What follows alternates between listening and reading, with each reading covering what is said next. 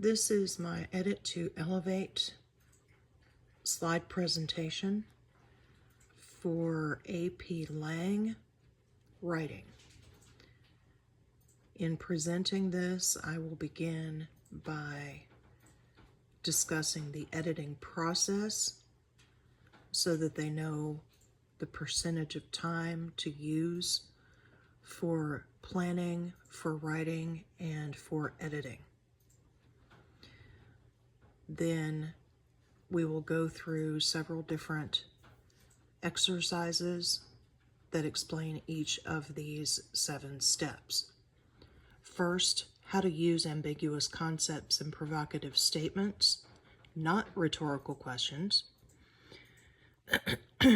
How to mix up sentence structures. How to use commands and exclamations.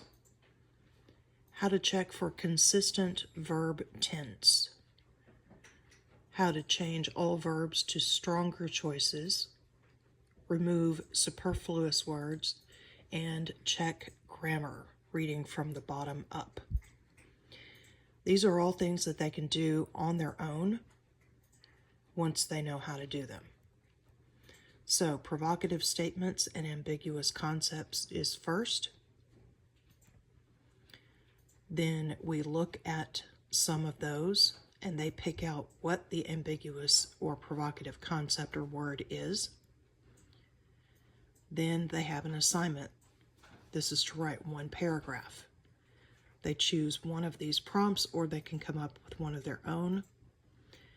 This will be reused at the end, so they will keep this after you check it. Then we go to sentence structure and variety.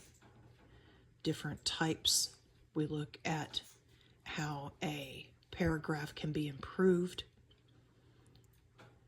We look at punch points and informational sentences. Then they rewrite and look at a good example. We're also having discussions along through this entire lesson, which probably is presented over 4 to 5 days on block, if you are adding in some other things as well. So here we have another revision after they've looked at a good paragraph. We have a good paragraph that uses commands and exclamations.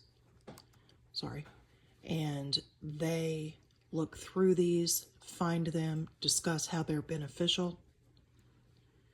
Then we look at consistent verb tense, what different verbs or when different verbs should be used. Then we have an exercise of replacing all verbs with stronger verbs.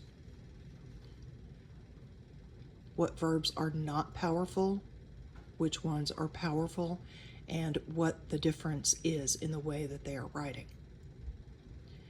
Eliminating INGs and eliminating superfluous words.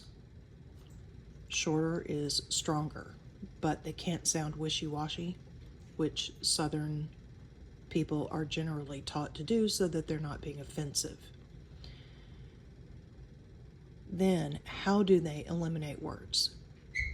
We're going to do some practice with that. And then how to begin at the end and read upward.